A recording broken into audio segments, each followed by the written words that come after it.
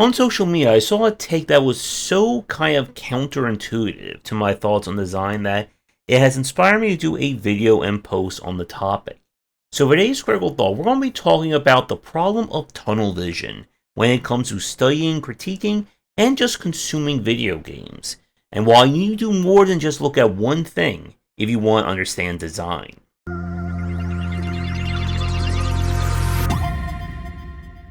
I have good news for everyone. I can officially confirm that real life is actually a roguelike, not a roguelite, because if I had any meta progression, I could be doing so much better. But I've had a chance to see the same game dev arguments happen again and again and again. From artively settings good, are video games art, you should play more video games, you should play less video games, and so on and so forth. But the take that kind of caused my head to spin came from someone saying that they were tired of seeing developers talk about other games they were inspired by. Why are more games inspired by classic art and literature and all that? And it goes with this point that I see as a major trap from developers, consumers, anyone who wants to study game design, is that they view game design or video games as very monolithic.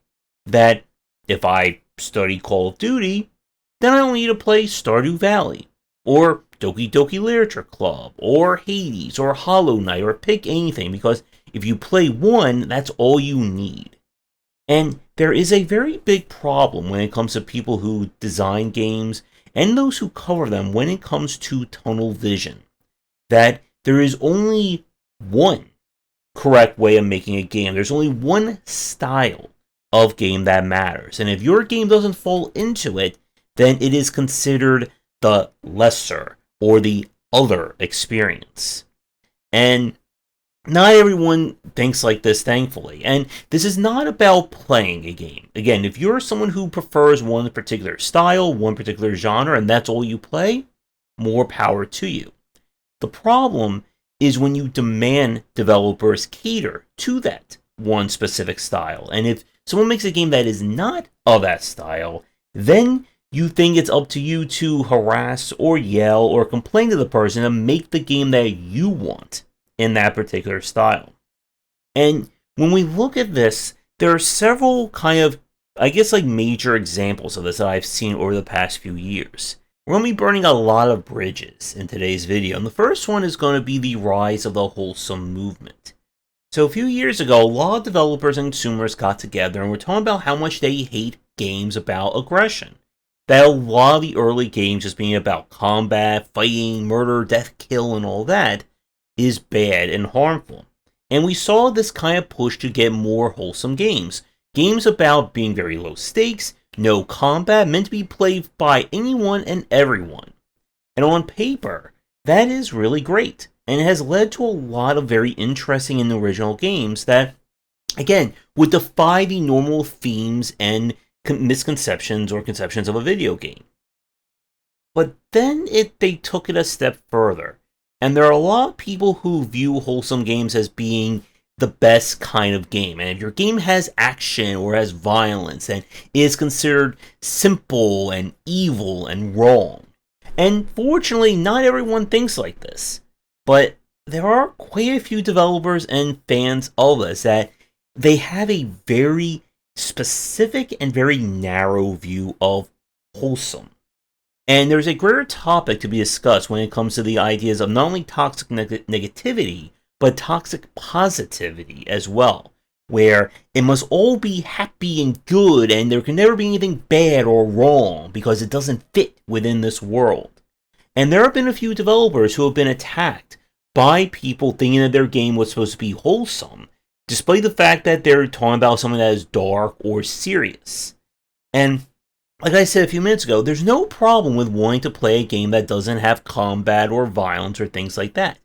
But when a game is trying to tell a story or trying to make an important point, and you view that as hurting your own feelings for playing this game, there's a little bit of a problem there.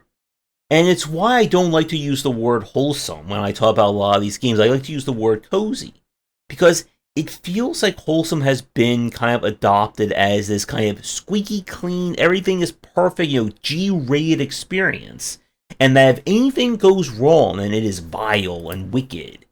And again, there are quite a few people who only play these kinds of games, who only view video games as being, I guess, like the stress reliever. That I don't want to play anything hard, so how dare you make a hard game or make a game about challenge?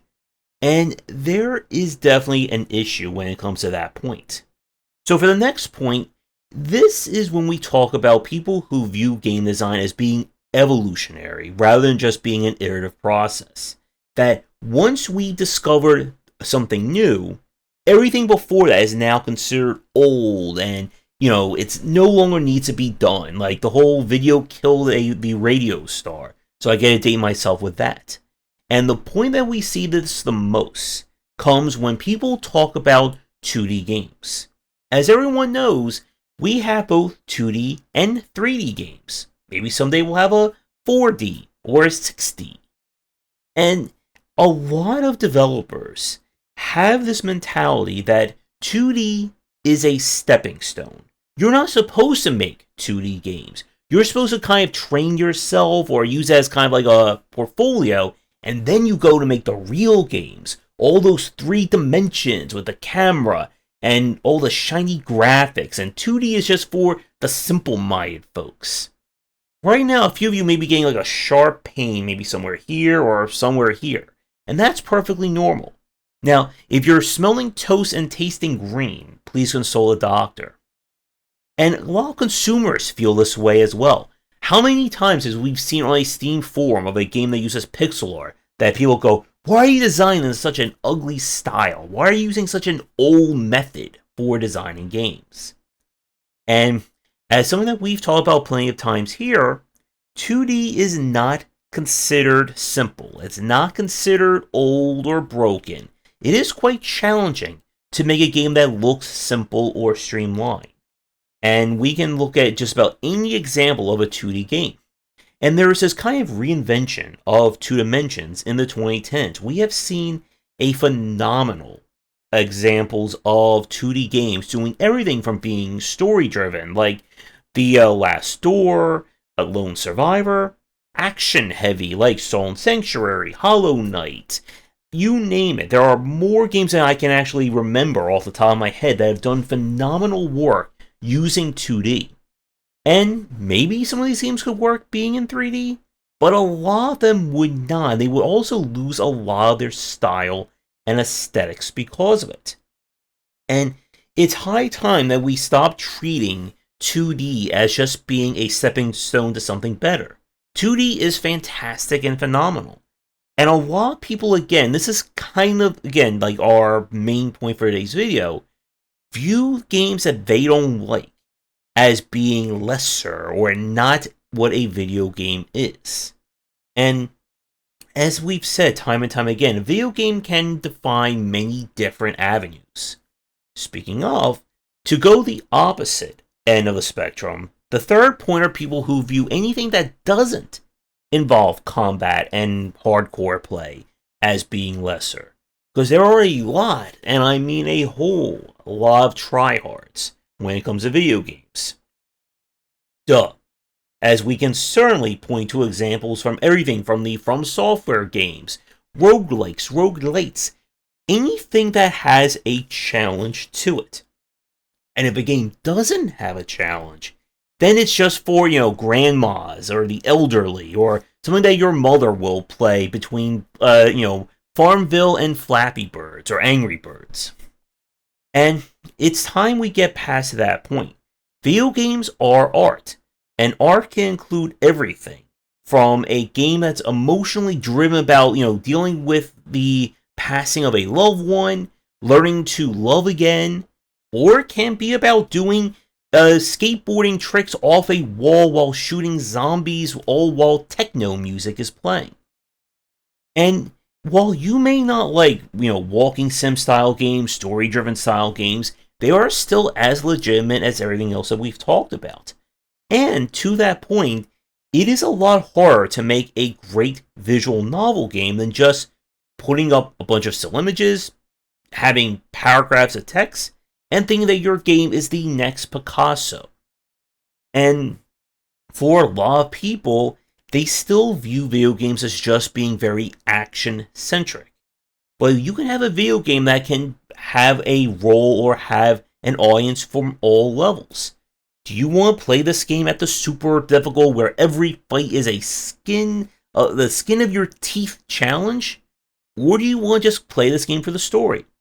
There's no shame in people coming at a game from different perspectives, different viewpoints. But saying that just because someone doesn't want to grind for the next 60 hours and have frame perfect parrying and combat doesn't makes them less of a gamer is obviously wrong. But let's get to the point that kind of caused this whole video and my post to come to fruition. Someone arguing that they felt that why aren't people being more inspired by classic works of literature, like movies and TV, because video games are art. And for this example of tunnel vision, this is treating video games as art, but with a capital A and a fancy font, and stuff that is way above my pay grade. Part again of the growth of the game industry has been being able to look at games that do things far and beyond differently than everything else. As I said, you have games that deal with the passings of loved ones, that talk about things from a historical standpoint. Games that would never have been defined as a video game 20 or 30 years ago. Stuff like Papers, Please, Gone Home, Return of the Obra Dinn, Getting Over It, Pentiment, and many more examples. And a lot of these games were, again, inspired by things outside the game industry. And there is nothing wrong with that. But there is this contingent of developers who kind of look down on the idea of playing a video game, who look down, again, on what we consider classics. When a lot of developers who have this mindset think about classics, they think about stuff, again, like literature, like going to a museum. When we talk about classics, we're talking about stuff like Super Mario Bros. 3, Chrono Trigger, Resident Evil 1, Alone in the Dark. But it gets at, again, one of these points that needs to be said. Video games have to be played. Again, another big shocker. I could make myself, or consider myself, the greatest philosopher of our generation with some of these takes in this video. But there is definitely a subset of developers who kind of look down, or I think they kind of sneer at the idea of making a video game. That, again, to go back to the previous points, that if 2D is supposed to be a stepping stone to 3D, then video games are the stepping stone to something greater. You know, you should be making film, or should I say you should be making cinema, or going to do painting, or writing some kind of major magnum opus of a book. But the point about this is that video games, again, occupy a very wide spectrum. There is no one true video game. And here's how I can tell that these people who have this mentality kind of suck, or they don't understand good game design. Because whenever we ask them what are their favorite examples of video games, they will always, without question, go to the games that have no gameplay interaction. So, the visual novel style, adventure style. I think the person talked about games like Pentiment and Disco Elysium. But here's the horrible truth for these people. The very, high critic, well-received games that don't involve gameplay or more about, the storytelling or unique approach, they are some of the worst defined games by the consumer. Return of the Obra Dinn had about a 40% churn rate before people actually saw 6 Fates, which is maybe 20 to 30 minutes of gameplay. Pentiment, that a lot of critics and developers were loving and saying you have to play this game, it's so beautiful and amazing and wonderful, lost almost 60% of its player base within about an hour. And this again gets at this point for a lot of people who view video games specifically as high art. You need to be able to play these games. You need to be able to understand movement and moment-to-moment gameplay. So here's a question for all of you watching. Let me know in the comments down below. What is the best TV show to watch in order to understand meta progression? What's a good painting to view to understand the boom, rush, and turtle strats of an RTS? And can anyone tell me a great movie that will teach us all about movement tech in a 2D platformer? Joking aside, I've seen this on social media where there are a lot of developers who don't like to play video games, or they view that playing video games is beneath them now. That once they've established, or they have a major studio, or they're not trying to make simple games anymore, they're making interactive experiences. And again, there's nothing wrong with making a game that's supposed to be telling a story or having a unique selling point like that. But at the end of the day, a video game is as much a product as it is a piece of art. And a lot of people will only view a video game at either one of those extremes. And for this example, just because you love a game like Her Story, Gone Home, and whatnot, that doesn't mean every game should be like that, let alone those are perfect video games. Because a lot of these games that have very little gameplay, very little meat on the bone, a lot of critics and people try to declare them as the greatest video game of all time.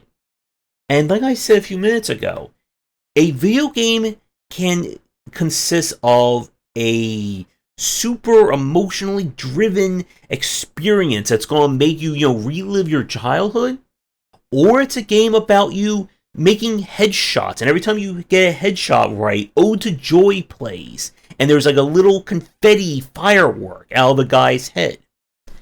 And just because you don't like a game that's action heavy, or a game that is story driven, or a visual novel, or whatever, it doesn't make them less of a video game. Before we move on, there's also nothing wrong by saying that you are inspired by other mediums not related to video games. Again, one of my favorite games, Limbus Company, every one of their characters is inspired by a famous literary work. But again, the point that we're trying to stress with this section is that you still need to study and understand gameplay, to understand mechanics and progression, if you want to be able to build anything that someone will want to play. Because at the end of the day, it doesn't matter how artistic, how moving your game is, if it's frustrating to play, nobody's going to really care about that. And for developers, the reason why tunnel vision is so bad, to kind of wrap up our video for today, is that it blinds you to the variety of games. And it's oftentimes where we see developers make this mistake that, well, I made a 2D platformer, surely that means I can make an amazing first-person shooter. Or, my studio has been making first-person shooters. Now I can make some kind of simple thing like a visual novel. Game design is very much a field where you have to study. You have to be able to examine and analyze games of all genres. And if you can't understand why someone would want to play a game like Getting Over It, Call of Duty, Pendiment, Doki Doki Literature Club, Super Mario, Sonic, then you're not going to be able to make a great example of that genre. And we have seen studios that have done surprisingly great pivots in terms of their design. Look at someone like Clay Entertainment, who've made Stealth Action with Mark of the Ninja, Surviving with Don't Starve, Colony Sim with Auction Not Included, and many other examples of this. We recently played the game Nine Souls on stream, which the developer of this, their previous game, was a slow-paced survival horror adventure game. And they made one of the best 2D action games of 2024. So again, it's not about just saying that a studio should always make X, or that only X is the right way of making a game.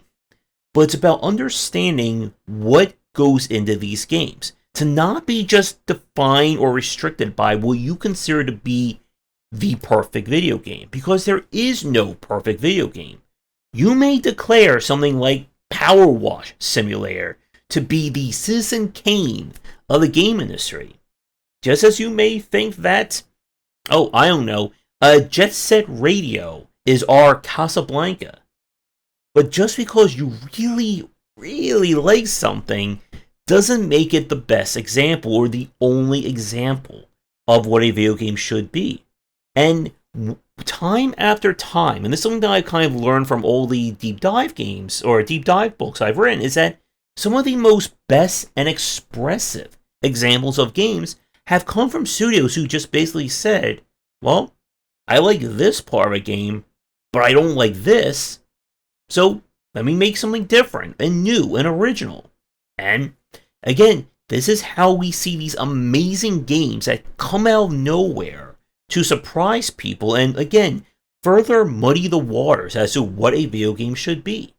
So whether or not you enjoyed Balatro, Vampire Survivor, Gone Home, or any of the other games that we mentioned, these games resonate with people. And if you only define a game from your own very narrow viewpoint, you're going to find that, well, a lot of people don't agree with you. And if you try to, again, force that square peg into a round hole, you're going to leave yourself with a game that doesn't quite appeal to anyone except for you and your close friends. And while that may work as a prototype or as a concept, that's not how you want to sell a game and, put your house up as a second mortgage to try and cover. So, for those of you watching this, what are some great examples of games that, again, kind of defied traditional game definitions and game conventions? Those games that if someone only looked at games from one specific point of view, that they would just, the monocle would fall out of their eye in shock if they try to play it. And with that, I'm going to see what other communities and fan bases I can burn bridges with in our next video. Thanks for watching, and a special thank you to our Patreon supporters. If you enjoyed the video, do the YouTubing stuff, be sure to visit our Discord and Patreon, and you're interested more in my thoughts on design, check out my game design books.